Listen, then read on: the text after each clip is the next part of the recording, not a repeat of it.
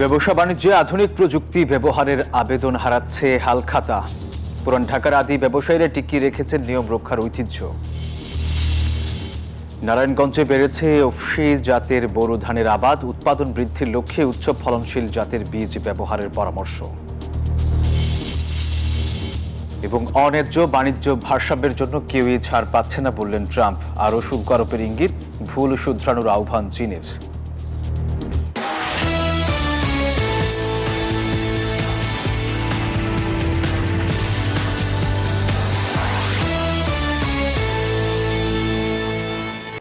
দর্শক, আমন্ত্রণ ব্যবসা বাণিজ্যের অর্থনীতির সবশেষ খবর নিয়ে নিউজ 24 নিয়মিত আয়োজন বিজনেস টাইমে।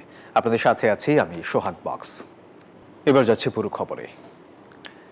নিয়ম রক্ষার ঐতিহ্যে সীমাবদ্ধ হালখাতা উৎসব। জৌলুস হারাচ্ছে বৈশাখের হালখাতা। ব্যবসা বাণিজ্যে আধুনিক প্রযুক্তির ব্যবহারে দিন দিন আবেদন হারাচ্ছে বাঙালির এই চিরায়ত ঐতিহ্য। তবে পুরান ঢাকার আদি ব্যবসায়ীরা এখনও টিকিয়ে রেখেছেন হালখাতা উৎসবের এই রীতি। পহেলা বৈশাখে হালখাতা উৎসব বাঙালির চিরায়ত ঐতিহ্য। বাংলা নববর্ষ উদযাপনের অন্যতম অনুষঙ্গ বলা হয় এটিকে। বকেয়ার টালিখাতার হিসাব চুকিয়ে হিসাবের নতুন খাতা খোলার দিনে খরিদ্দারদের আমন্ত্রণ জানিয়ে মিষ্টি মুখ করানোর রেওয়াজও বেশ পুরনো। তবে প্রযুক্তির উৎকর্ষতার এই যুগে তালিখাতার জায়গা দখল করে নিয়েছে কম্পিউটার বা নোটপ্যাড। আর আধুনিক ব্যাংকিং ব্যবস্থার দাপটে হালখাতার ঐতিহ্য এখন নিয়মান। তবে জৌলুস না থাকলেও পূর্বপুরুষের এই রেওয়াজ টিকিয়ে রেখেছেন পুরনো ঢাকার কিছু ব্যবসায়ী। ঢাকায় তাঁতিবাজার, লক্ষ্মীবাজার ও শাঁখারী বাজারের অলিগলি ঘুরে দেখা গেছে এমন চিত্র। দোকান সেজেছে ফুল, বেলুন আর রঙিন কাগজে। মুরব্বী যারা ছিল বা এই লাইনে যারা সিনিয়র যারা ছিল তারা এইভাবে করে আসছে। হ্যাঁ, বছরের প্রথম দিন পয়লা বৈশাখ তারা জাঁকজমকভাবে করছে। আপনার ফুল দিয়ে দোকান সাজাইছে, তারপর আপনার মিষ্টি আনছে বা কাস্টমার কাছে দেয়। পুরানো কাস্টমার ওনারা আসে বা কিছু লেনদেন থাকলে ওটা ক্লিয়ার করে। সবাইকে শুভেচ্ছা জানানোর জন্য ম্যাক্সিমাম দোকানে ফুল দিয়ে সাজানো হয়েছে এবং যত ক্রেতা কাস্টমার আছে সবাইকে আমাদের নববর্ষের শুভেচ্ছা জানানো হইল। সদরঘাটের পান সুপারির আড়তগুলোকেও সাজানো হয়েছে বর্ণিল সাজে। দিনভর পালা করে আসেন পাইকার ও খরিদ্দাররা। পুরনো হিসাব নিকাশ চুকিয়ে খুলতে দেখা যায় হিসাবের নতুন খাতা। সারা বছর যে মালটা নেই বিক্রি করি, বেচা কিনা করে প্রতিদিনের টাকা প্রতিদিন লেনদেন করি। তার থেকে যা কিছু বাজে কম বেশি পাওনা হয় এটা আমরা বছর শেষে দিয়ে দিই। বাকি বারটা ওঠে না, টাকা পয়সা মানুষে বিচ্ছিন্ন করে হালায়।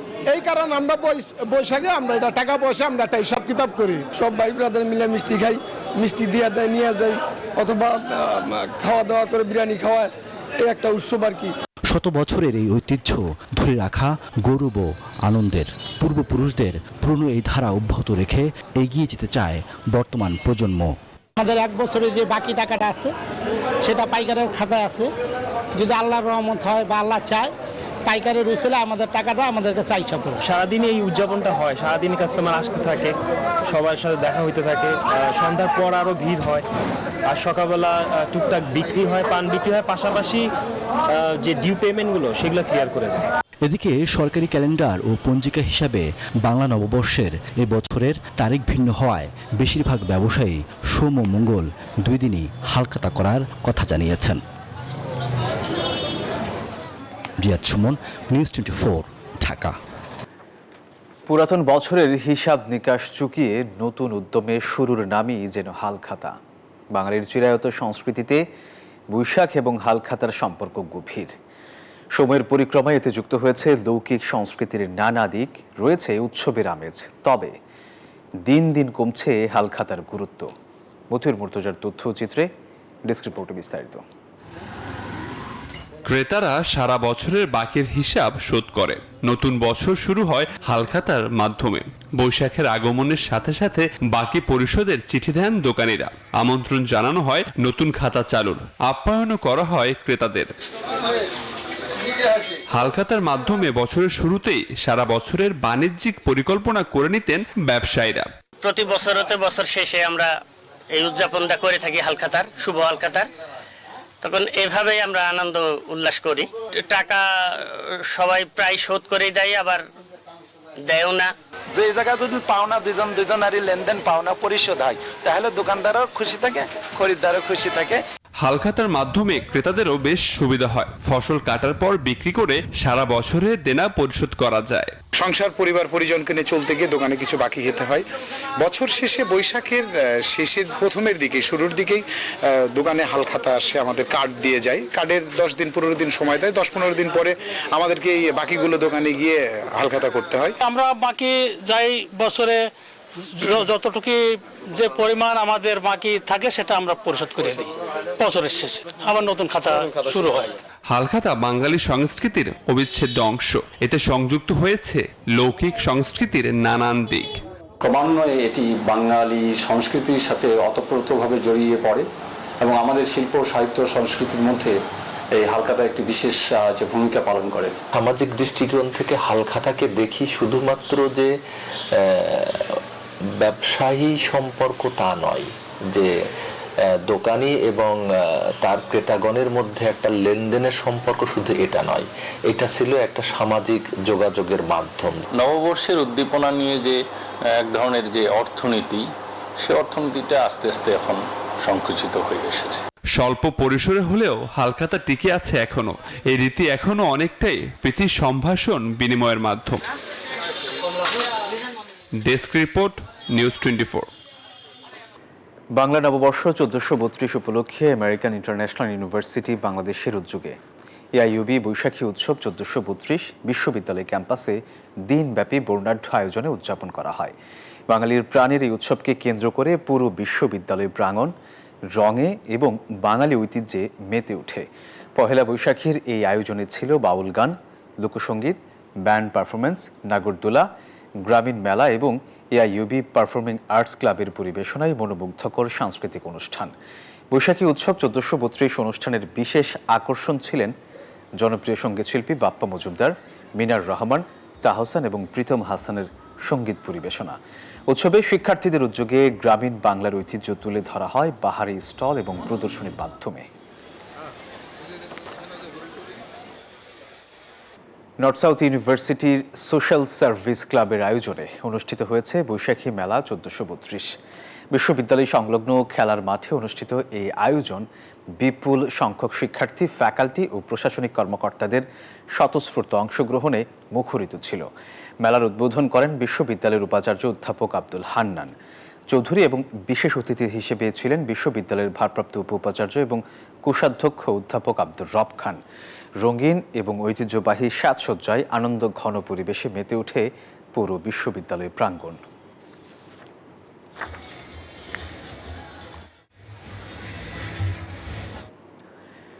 নারায়ণগঞ্জে বেড়েছে উফশি জাতের বোরো ধানের আবাদ।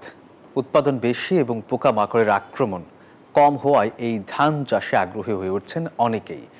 ধানের উৎপাদন বৃদ্ধির লক্ষ্যে কৃষকদেরকে উচ্চ ফলনশীল জাতের বীজ ব্যবহারের পরামর্শ দিচ্ছে কৃষি বিভাগ। শরীফ সুমনের তথ্যচিত্রে ডেস্ক রিপোর্ট। মাঠ জুড়ে বাতাসে দোল খাচ্ছে কৃষকের স্বপ্নের ফসল। বোরো ধান আবাদে পূরণ হয়েছে লক্ষ্যমাত্রা। গত জানুয়ারি মাসে বোরো ধান চাষাবাদ শুরু হলেও ফেব্রুয়ারিতেও বেশ কিছু জমিতে বীজ রোপণ করে কৃষকেরা। ইতিমধ্যে বোরো আবাদে ব্যাপক ফলন এসেছে। বৃধান 28 ও 29 জাতের ধানে পোকার আক্রমণ হয়। উচ্চ ফলনশীল জাতের ধানে অধিক ফলন হওয়ায় ও পোকার আক্রমণ কম হওয়ায় এসব জাতের ধান চাষাবাদ বেড়েছে বলে জানিয়েছেন কৃষকরা। প্রতি কাঠায় ফলন হয় 1.5 থেকে 2 মণ পর্যন্ত। প্রাকৃতিক কোনো দুর্যোগ দেখা না দিলে এই বছর ধানের ফলন ভালো হবে বলে প্রত্যাশা কৃষকদের। এপ্রিলের শেষ দিকে বোরো ধান কর্তন শুরু হবে, যা চলবে মে মাস জুড়ে। আলহামদুলিল্লাহ আমাদের এই জমি অনেক ভালো ফসল হয় এবং আমরা চাষ করতেছি। বোরো ধানের একটা ভালো, তারপর 28 ধান লাগাইছি আমরা, এই যে ভালো ওই যে কৃষি সারাইছে আর আমাকে পরামর্শ দিছে করেন, ওষুধ পানি দেন। আমরা 2বার আইলো, এবার 3য়বার মোটামুটি অবস্থা ভালো, আমাকে কিছু ওষুধ পানি দিলে আমরা মোটামুটি একটু ভালো পাওয়ার আশা করি আর কি। কৃষি বিভাগ নতুন নতুন জাতের উচ্চ ফলনশীল বোরো ধানের আবাদে কৃষকদের উৎসাহিত করছে। 92 আছে, তারপরে উফশি ধান 100, তারপরে 101, 2, 89 এই জাতগুলি কৃষক খুব ব্যাপক হারে চাষাবাদ করতেছে। চাষাবাদের ফলে মোটামুটি আল্লাহর মতে ভালো অবস্থায় আছে বর্তমানে। মাজরা পোকা, পাতা মোড়ানো পোকা এগুলো বেশি আক্রমণ হচ্ছে। কৃষকদের আমরা পরামর্শ দিয়েছি কীটনাশক প্রয়োগ করার জন্য, কৃষকরা কীটনাশক প্রয়োগ করছে। তো ফসল মোটামুটি এখন পর্যন্ত ভালো আছে। নারায়ণগঞ্জ জেলায় এবছর বোরো চাষাবাদের জন্য 20,402 হেক্টর লক্ষ্যমাত্রা নির্ধারণ করা হয়েছে। Desk report, news 24।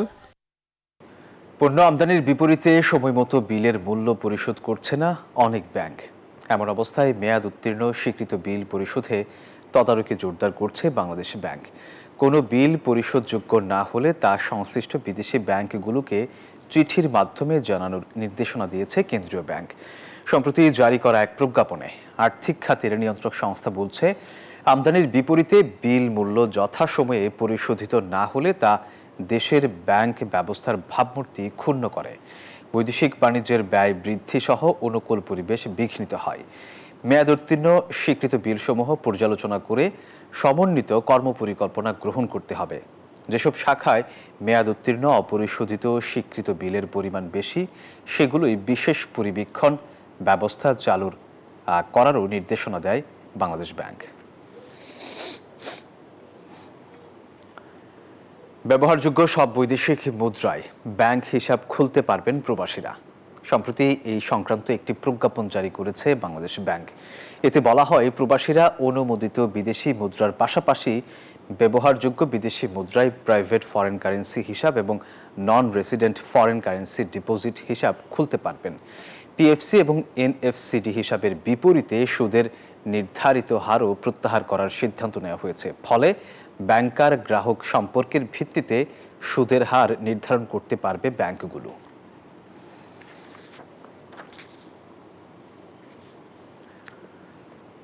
দু 2025-26 অর্থ বছরের বাজেট পরিকল্পনায় নিশ্চিত করতে হবে ঝুঁকিতে থাকা জনগোষ্ঠীর ভাতা।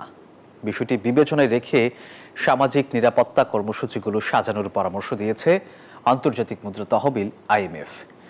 একই সাথে এই বিষয়ে কারিগরি সহযোগিতার প্রয়োজনের ব্যাপারেও জানতে চেয়েছে সংস্থাটির 470 কোটি মার্কিন ডলারের ঋণ কর্মসূচি থেকে চতুর্থ ও পঞ্চম কিস্তির অর্থ ছাড়ের আগে আলোচনা করতে IMF-এর মিশন দেশে এসে গেল 6 এপ্রিল। ধারাবাহিক আলোচনার অংশ হিসেবে অর্থ বিভাগের সাথে বৈঠক করে IMF মিশনের 3 সদস্য।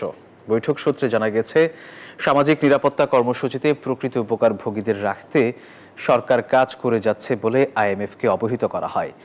বিশ্ব ব্যাংক এবং এশিয়া উন্নয়ন ব্যাংকের কারিগরি সহায়তা থাকায় অন্য কোনো সংস্থার সাহায্য লাগবে না বলেও জানিয়েছে অর্থ বিভাগ।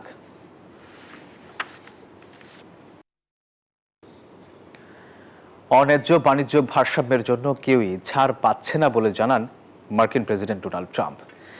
ভবিষ্যতে আরও শুল্ক আরোপের সম্ভাবনা রয়েছে বলেও ইঙ্গিত দিয়েছেন তিনি। এর আগে শুল্ক ভুল শুধরে নিতে যুক্তরাষ্ট্রের প্রতি আহ্বান জানিয়েছিল চীন। প্রতিদিনই নতুন দিকে মোড় নিচ্ছে যুক্তরাষ্ট্র ও চীনের শুল্ক যুদ্ধ। কেউই কাউকে ছাড় দিতে নারাজ। ওয়াশিংটন শুল্কের পরিমাণ বৃদ্ধি করলে পাল্টা শুল্ক চাপাচ্ছে বেইজিংও। এবার যুক্তরাষ্ট্রকে তাদের নতুন শুল্ক নীতি থেকে পুরোপুরি সরে আসার আহ্বান জানালো চীন। শনিবার মার্কিন প্রশাসন জানিয়েছিল, তাদের নতুন শুল্ক smartphone, computer, semiconductor, solar cell কিংবা মেমোরি কার্ডের মতো ইলেকট্রনিক পণ্যে কার্যকর হবে না। তবে শুধু পিসি ও স্মার্টফোন নয়, পারস্পরিক শুল্কের ভুল অনুশীলন যুক্তরাষ্ট্রকে সম্পূর্ণরূপে বাতিল করতে হবে বলেই মনে করে শি জিনপিং প্রশাসন। তবে রোববার মার্কিন প্রেসিডেন্ট ডোনাল্ড ট্রাম্প সতর্কবার্তা দিলেন, অন্যায্য বাণিজ্য ভারসাম্যের জন্য কাউকেই ছাড় দেওয়া হবে না। ট্রুথ সোশ্যালে দেয়া এক পোস্টে আরও শুল্ক আরোপের সম্ভাবনারও ইঙ্গিত দেন তিনি। এদিকে সোমবারের শুরুতে বৃদ্ধি পেয়েছে জাপান, দক্ষিণ কোরিয়া এবং অস্ট্রেলিয়ার শেয়ারের দাম। মার্কিন চীন বাণিজ্য যুদ্ধের প্রভাব মোকাবেলায় টানা দ্বিতীয় মাসের মতো মুদ্রানীতি শিথিল করেছে সিঙ্গাপুরের কেন্দ্রীয় ব্যাংক। নিবির আমিন, নিউজ 24। বিজনেস টাইমের সময় হলো একটা বিরতির, সাথেই থাকুন। আবারও স্বাগত। বর্ণিল উৎসব ও সংস্কৃতিময় পরিবেশে খানাজ বসুন্ধরা আউটলেটে উদযাপিত হলো বাংলা নববর্ষ 1432। দেশের সংস্কৃতি, সঙ্গীত, মুখরোচক খাবার এবং ঐতিহ্যের মেলবন্ধনে এবারের পহেলা বৈশাখ পরিণত হয় এক মনোমুগ্ধকর মিলন মেলায়। উৎসব উপলক্ষে খানাসের পক্ষ থেকে আয়োজন করা হয় চিত্তাকর্ষক face art, balloon shooting, games, সরাসরি বাউল সঙ্গীত পরিবেশনা এবং জনপ্রিয় ব্যান্ড রোমিও ব্রাদার্সের প্রাণবন্ত লাইভ মিউজিক। বর্ণাঢ্য এই আয়োজনে অংশ নেন শত শত গ্রাহক এবং পরিবার, বন্ধু বান্ধবদের নিয়ে আগত উৎসবপ্রেমীরা। দর্শকের এই ছিল বিজনেস টাইমে। ধন্যবাদ সবাইকে।